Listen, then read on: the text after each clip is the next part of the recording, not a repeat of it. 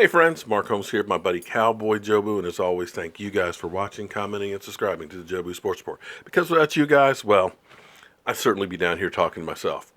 Well, OTAs are in the books for this week. Nobody got hurt. After Nolan Carroll, no more bad news.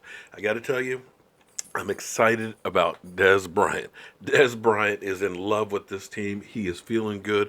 Like I said before, I expect a lot of big things from Dez this year. Now, here's the thing. We had Wade Wilson talking about how it would be interesting about Tony Romo. But here's the thing. There's the legend, the myth, the thought of Tony Romo, the player that he was in 2014. Because here's the thing. What happens in your mind is you think about a player how they used to be, not what they've become. In the same sense that people were talking last year that, hey, we should sign Michael Vick for a backup quarterback, not realizing that it's not the Michael Vick who was in Atlanta, who was the amusement park game Michael Vick, or the Michael Vick who lit up the Redskins on Monday night with like 3 touchdowns in the first quarter. We're talking about a Michael Vick who lost that step, didn't have the arm, and couldn't stay healthy anymore. The old Michael Vick. But in your mind, you're thinking, no, it's Michael Vick. I'll give you a better example that you'll be able to understand if you've never played football. Your hometown. If everybody's hometown was the way they remembered it, there'd be no crime. There would be no unemployment. There would be nothing bad happening anywhere. Because your hometown was the greatest place on earth. You didn't think about the unemployment or the factory that was polluting the environment or, gang violence and stuff. You only remember the good parts. And that's where we are with Tony Romo. Tony Romo, you're remembering 2014, man. Tony Romo could do no wrong. We got that game stolen from us against Green Bay because of the catch, no catch. You're not thinking about the Tony Romo who 3 out of his last 6 games got injured for significant time.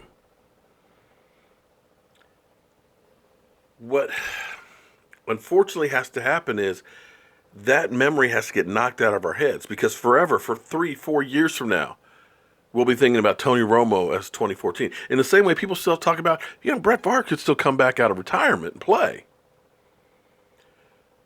Jay Gruden, I have to applaud him, and this is not often that I do this for a Redskin, but he ended up dealing with the RG3 situation the right way. Because in the same sense that we're all thinking about Tony Romo can lead us to a Super Bowl right now, because we forgot about the other parts of Tony Romo. We only remember the good games, those, super comebacks and stuff. We don't remember about him getting hurt frequently and things. RG3, Rookie of the Year, fantastic year, mainly because of 2 things. One, it was a new offense, the pistol. Defenses did not know how to defend it. If you looked at DeMarcus Ware, when they were running that read option, he literally stood there because he didn't know what to do. It wasn't that DeMarcus Ware couldn't play or wasn't a better player. Do I go after the quarterback? Do I go for the running back? He just didn't know. And that's how it was throughout the NFL. The second thing was, he hurt that leg, and once that speed went, that was the end of his game. All the flaws were then exposed the next year when he had to become a pocket quarterback.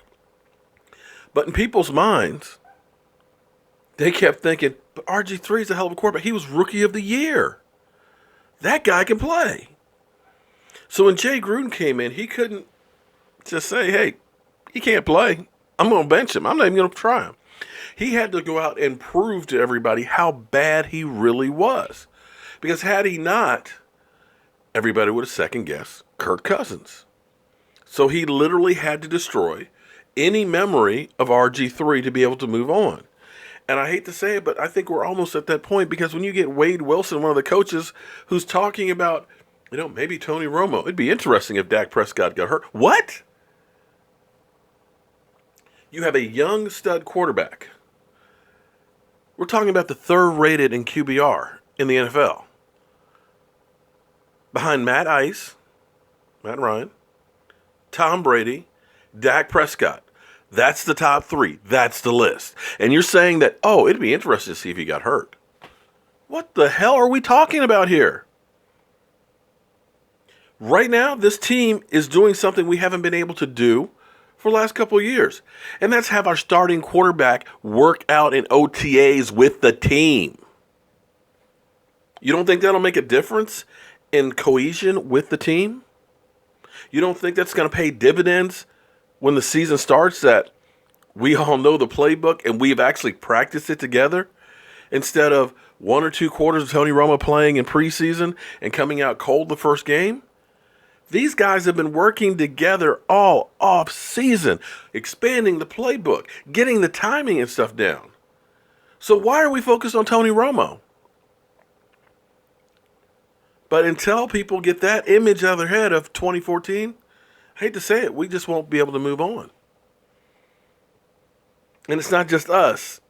It's the talking heads and apparently some at the Star. But we have to move on from that situation. So that's my beef for tonight. I'm going to probably try and do a live stream test. I think I've gotten my situation taken care of as far as the Wi-Fi goes. And I'm going to do a little beta test tonight before we live stream tomorrow at 9 o'clock. So be sure to tune in at 9 o'clock tomorrow night for our live streaming. You know, it's growing like crazy. And, of course, we'll be talking about what else? The Dallas Cowboys. I'm Mark Holmes. This is Cowboy Joe Boo. And damn, I almost forgot. Joe Boo needs a refill. Have a great night, and I'll see you tomorrow.